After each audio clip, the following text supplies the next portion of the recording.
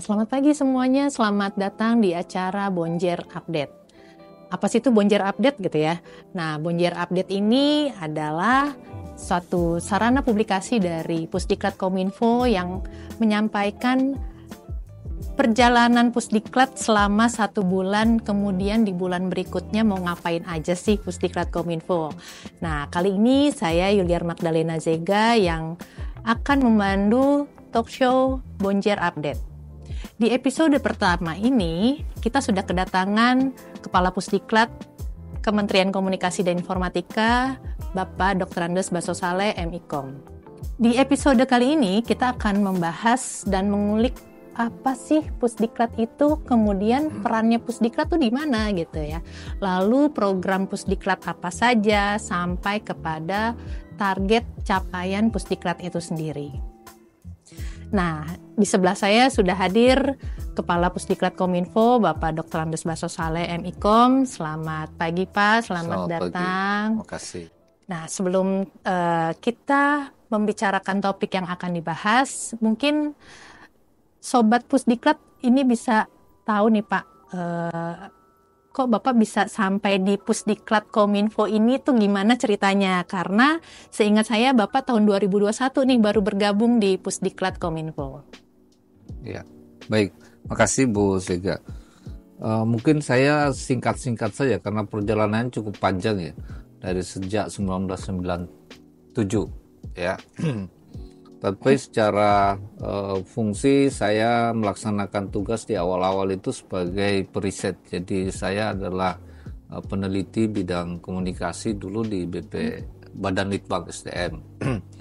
Kemudian tahun 2016 kemudian ke Jakarta ya, oleh pimpinan dipindahkan ke Jakarta sebagai untuk membantu Satuan Kerja Pengembangan Profesi dan Sertifikasi. Jadi di situ sudah masuk pada pengembangan SDM. Kami dulu di situ melakukan pengembangan SDM, misalnya pengembangan kompetensi untuk teman-teman yang di vokasi, kemudian di fresh graduate dan seterusnya. Nah, tahun 2021 kemudian diperbantukan di Pusdiklat sebagai pelaksana tugas. Dan pada tahun 2023 kemudian dilantik menjadi Kepala Pusat Pendidikan dan Pelatihan. Itu secara singkat. Oke, lumayan panjang juga nih Pak perjalanannya dari Makassar ke Jakarta gitu ya, baru Jakarta nanti di Pusdiklat Kominfo gitu. Nah, tadi kita sudah mendengar informasi mengenai Pak Baso. Selanjutnya kita akan membahas mengenai Pusdiklat nih Pak. Okay. Nah, sebenarnya Pusdiklat itu bergerak di bidang apa sih Pak? Baik, dia adalah Pusdiklatnya salah satu satuan kerja di bawah Badan Pengembangan SDM Kominfo. Setingkat eselon 2, tupoksinya adalah melakukan pengembangan SDM, baik itu melalui pendidikan maupun pelatihan. Tetapi secara dengan pengembangan dengan regulasi terbaru, Pusdiklat ini lebih banyak kepada fungsi pengembangan melalui pelatihan. Jadi tidak ada pendidikan. Kalau pendidikan itu identik dengan pendidikan formal ya Pak. Nah, sekarang kita lebih banyak bergerak di bidang pelatihan. Pelatihannya pun itu sesuai regulasi pengembangan kompetensi ASN, ya, aparatur sipil negara, baik itu PNS maupun juga P3K. Nah, bentuknya pelatihan manajerial, ada pelatihan sosial kultural, kemudian ada pelatihan fungsional dan juga pelatihan teknis di bidang Kominfo. Secara umum seperti itu pelaksanaan tugas di Pusdiklat. Oke. Banyak juga nih ya Pak perannya Pusdiklat gitu dalam pelatihan, dalam pengembangan SDM gitu ya. Nah, bagaimana Pusdiklat dapat dijelaskan dalam konteks pendidikan dan pelatihan Pak? Iya, tadi saya sudah menggarisbawahi bahwa Pusdiklat itu fungsi pendidikannya tidak lagi dikembangkan ya, tapi itu dialihkan ke mungkin beasiswa yang ada di sekretariat BPSDM, Wow. atau juga yang dikelola oleh teman-teman di Sekolah Tinggi Multimedia STMM yang ada di Yogyakarta. Nah, Pusdiklat ini lebih fokus pada pelatihan. Memang ini Lemdik ini kemudian lebih arah sana. Nah, Pusdiklat ini karena dia di bidang Kominfo, maka tentu dia bergeraknya di bidang komunikasi, bidang informatika, dan juga aspek-aspek digitalisasi gitu ya. Jadi melakukan pelatihan teknis bidang komunikasi, kemudian pelatihan teknis di bidang informatika, termasuk telekomunikasi, dan perkembangan terakhir yang aspek-aspek digital. Seperti itu. Jadi tentu target kita Pusdiklat ini bukan hanya di internal Kominfo, tetapi juga seluruh ASN, seluruh Indonesia. Ya, seperti itu Bu Sega. Oke, berarti cakupannya luas nih ya Pak, Pusdiklat Kominfo. Tadi Bapak sampaikan tidak hanya internal Kominfo saja, Iya. tapi juga ASN dari Sabang sampai Merauke, Iya, dari Miangas sampai Pulau Rote gitu ya Pak. Betul. Nah, untuk pencapaian fungsi-fungsi Kominfo tadi, tentunya kan ada program-programnya nih ya Pak. Nah, untuk program Pusdiklat tahun 2024 ini tuh apa saja nih Pak? Ya, secara garis besar ada 2 kelompok program kita, khususnya di bidang pelatihan.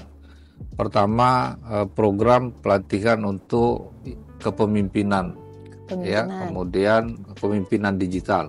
Kemudian yang kedua adalah yang terkait dengan pelatihan teknis SDM aparatur digital. Nah, untuk pelatihan kepemimpinan ini ada 2 program yang cukup kita perkuat. Yang pertama adalah namanya program pelatihan Digital Leadership Academy. Ini sudah kita kembangkan sejak tahun 2019 ya Pak. Sudah berjalan dan setiap tahun rata-rata memang target kita itu sekitar 300 sampai 500 orang. Dan itu sudah menyasar ke seluruh Indonesia sebenarnya, karena pesertanya dari tidak hanya ASN, itu pimpinan-pimpinan di sektor private juga ikut. Jadi ada BUMN, ada BUMD, kemudian ada badan usaha swasta gitu ya, yang mengikuti program pelatihan ini. Dan pelatihan ini itu juga ada beberapa skema yang kita kembangkan. Skema pertamanya yang reguler itu bisa diikuti oleh teman-teman yang dari sektor swasta, yang tentu ada kaitannya dengan program percepatan transformasi digital. Kemudian kedua, tahun 2024 ini juga kita akan menyelenggarakan pelatihan yang namanya pelatihan kepemimpinan nasional tingkat 2. Secara frame itu sama dengan PKN yang lain ya, karena secara substansi itu diatur oleh lembaga administrasi negara. Tetapi kita akan menguatkan substansi teknisnya ya. Jadi muatan-muatan yang terkait dengan digitalisasi nanti akan menjadi tambahan materi dalam pelatihan ini. Kemudian yang kedua tadi, yang kelompok kedua, kita ada namanya pelatihan Government Transformation Academy. Nah, program ini cukup masif kita kembangkan. Dia adalah bagian dari program unggulan di BPSDM Kominfo, Digital Talent Scholarship. Ini pelatihan cukup mungkin sudah familiar dengan ASN di seluruh Indonesia, karena kita bisa menyasar setiap tahun itu kurang lebih 10 sampai 20 ribu peserta. Banyak ya Pak? Luar biasa banyak menurut saya. Selain dari itu ada pelatihan teknis, ada di bidang komunikasi dan informatika, ada pelatihan yang terkait dengan pembinaan fungsional. Ya, kita ada fungsional terbuka namanya fungsional Pranata Humas, dan itu ada di KL, di kementerian lembaga dan juga pemerintah daerah. Sangat besar. Oke, ternyata swasta juga boleh ya Pak ikut di program DLA gitu. Nah ini mungkin yang Sobat Pusdiklat wajib tahu nih. Oh ternyata kita yang swasta juga bisa loh ikut di program DLA, tapi kalau yang ASN monggo ikut di pelatihan yang lainnya gitu ya. Tadi juga ada jabatan fungsional terbuka, tapi pasti ada juga yang tertutup Pak. Kalau ada terbuka pasti ada tertutupnya ya Pak. Nah, kali ini kita khusus di pembahasan tentang program Pusdiklat di 2024 ini. Nah, di 2024 ini Pak, apa saja sih tujuan atau target pencapaian yang ingin dicapai oleh Pusdiklat? Iya, 2024 ini kan sebenarnya adalah akhir dari pemerintahan Bapak Jokowi ya, periode 2024 ini, sehingga seluruh target-target rencana strategis 5 tahun itu harus selesai semuanya. Nah, tahun ini kita tetap mengembangkan pelatihan-pelatihan yang mungkin ada kesamaan dengan tahun-tahun yang lalu ya. Jadi GTA itu kita akan coba kembangkan tidak hanya dalam bentuk klasikal, tapi juga akan kita kembangkan programnya dalam bentuk self-paced learning ya, istilahnya gitu ya, belajar mandiri. Dalam dunia pelatihan itu dikenal dengan massive open course ya, emosi kayak gitu ya. Nah, itu juga nanti akan kita terus kembangkan sehingga harapan kita seluruh pengembangan program pelatihan ini lebih terbuka bagi seluruh ASN karena jumlahnya sangat besar. Kalau Pusdiklat sendiri tidak mengembangkan programnya, tentu akan sangat sulit untuk menyasar seluruh ASN Indonesia. Dan mereka dibutuhkan, pelatihan kita itu sangat banyak peminatnya. Ya, kita lihat ini dalam periode Februari Maret saja itu pendaftar bisa 1.000 per satu angkatan ya 1.000 bahkan lebih peserta kita, dan kita melihat ini sangat diminati. Kemudian yang lain, menurut saya selain dari GTA ini juga pelatihan-pelatihan seperti tadi kami sampaikan, pelatihan PKN itu, kemudian untuk administrator, bahkan ada pelatihan kita yang digital mindset. Kita harapkan ini bisa menyasar seluruh ASN Indonesia. Karena itu kita bekerja sama dengan lembaga administrasi negara untuk menjadikan pelatihan ini, tema pelatihan digital mindset ini sebagai pelatihan yang terbuka bagi seluruh ASN di mungkin melalui LMS jalan atau melalui misalnya nanti untuk pelatihan change management yang untuk ASN yang akan pindah ke IKN gitu. Seperti itu.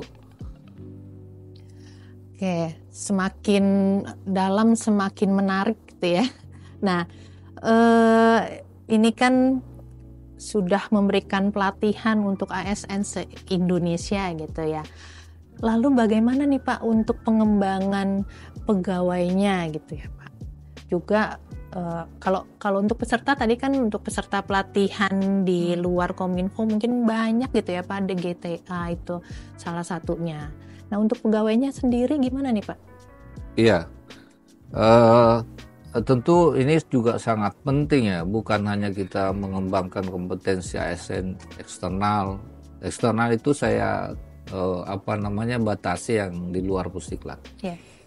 Tentu internal ini menjadi penting karena di Pusdiklat ini ada karena ini ASN, ada yang memang fungsionalnya clear, misalnya para WI gitu ya. Tentu pembinanya ada di teman-teman di LAN, kemudian ada fungsional-fungsional lain, misalnya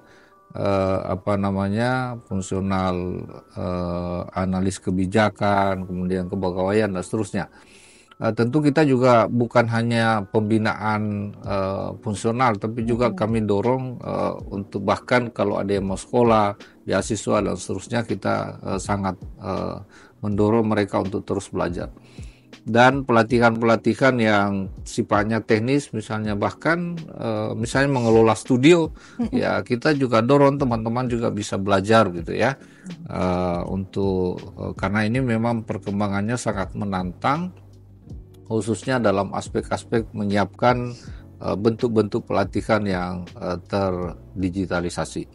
Jadi tantangannya teman-teman di ASN di Pusdiklat ini bahkan secara keseluruhan itu luar biasa, dengan tentu outcome-nya yang nanti bisa meningkatkan di samping tingkat profesionalisme atau indeks profesionalisme ASN, juga memang dalam rangka untuk mendorong teman-teman ini bisa mempercepat transformasi digital di Indonesia. Oke. Sesuai dengan arahan Bapak Presiden Jokowi ya Pak di tahun 2020 terkait dengan transformasi digital. Nah, ada nggak sih Pak pendekatan atau metode khusus yang dilakukan oleh Pusdiklat dalam penyelenggaraan pelatihan? Metodenya tentu menggunakan berbagai multimetode pelatihan ya, karena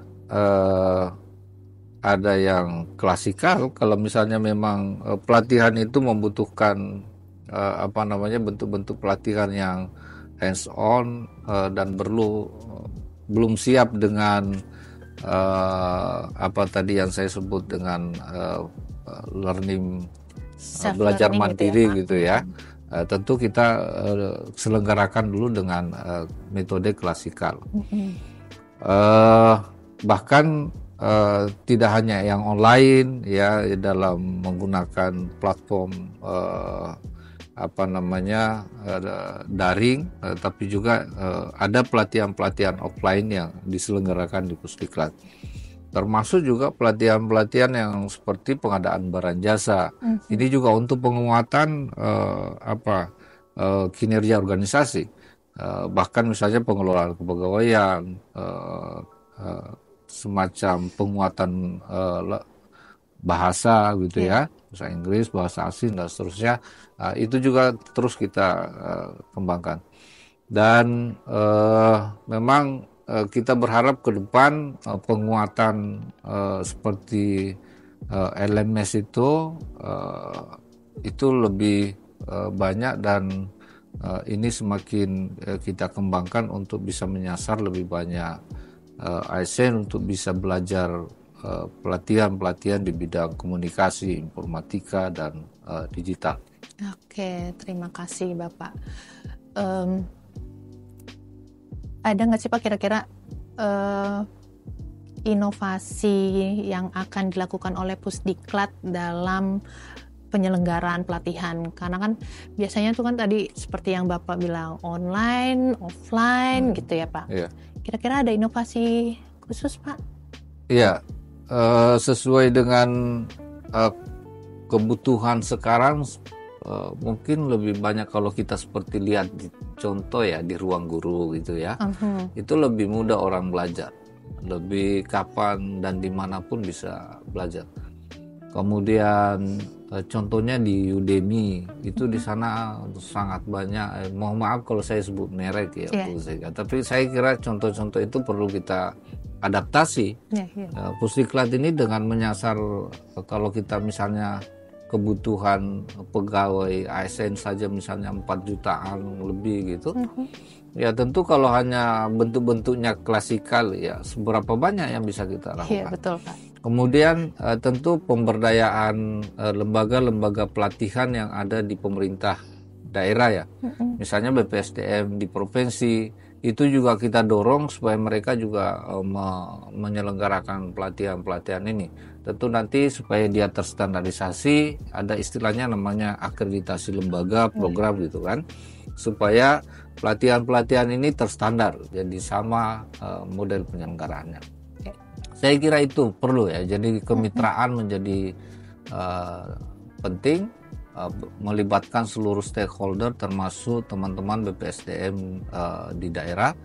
Kemudian juga tentu inovasi yang lain dalam bentuk digitalisasi pembelajaran itu menjadi lebih penting lagi. Ya, terima kasih Bapak untuk jawabannya yang sudah menambah informasi dan edukasi buat kita semua, terutama Sobat Pusdiklat nih. Nah, sekarang kita mau ice breaking nih Pak. Oh, baik. Saya mau kasih beberapa pertanyaan buat Bapak, nanti Bapak jawab ya Pak. Siap. Oke. Sebutkan tim kerja apa saja yang ada di Pusdiklat Kominfo Pak. Manajerial, fungsional, teknis, kemudian DLA, GTA, dan penjamin mutu. Ada TU lagi, berarti ada 7. Oh, 7. Kemudian kegiatan apa saja nih Pak yang dilaksanakan di Pusdiklat? Saat ini ada pelatihan Government Transformation Academy, kemudian ada teman-teman menyelenggarakan juga untuk pelatihan teknis untuk para PR, humas, ya penata humas, kemudian ada TOT, kemudian macam-macam. Oke. Terakhir Pak, pertanyaan terakhir. Siapa nama lengkap Ketua Tim Kerja Teknis Pusdiklat Kominfo? Capriano Hardika. Boleh diulang Pak? Capriano Hardika. Aduh. Soalnya manggilnya biasa familiarnya Dika, Mas Dika gitu ya. Oke, terima kasih Bapak. Terima kasih Bu. Terima kasih sudah berpartisipasi dalam ice breaking singkat kita kali ini. Semoga teman-teman Sobat Pusdiklat bisa menikmati keseruannya dan mendapatkan sedikit hiburan ya. Terima kasih. Sebelum kita akhiri acara talk show kali ini, saya ingin mengucapkan terima kasih yang sebesar-besarnya kepada Pak Baso yang sudah berkenan untuk memberikan wawasan buat kita semua nih, buat teman-teman Sobat Pusdiklat terutama gitu ya Pak. Semoga apa yang sudah disampaikan oleh Bapak ini bisa menjadi inspirasi buat kita semua dan boleh bermanfaat untuk Sobat Pusdiklat. Oke teman-teman, saksikan terus Bonjer update berikutnya di YouTube Pusdiklat Kominfo bersama saya Yuliar Magdalena Zega, dan izinkan kami pamit undur diri, tetap jaga kesehatan dan selalu semangat dalam menghadapi tantangan sehari-hari. Sampai jumpa. Terima kasih Pak. Dadah semuanya.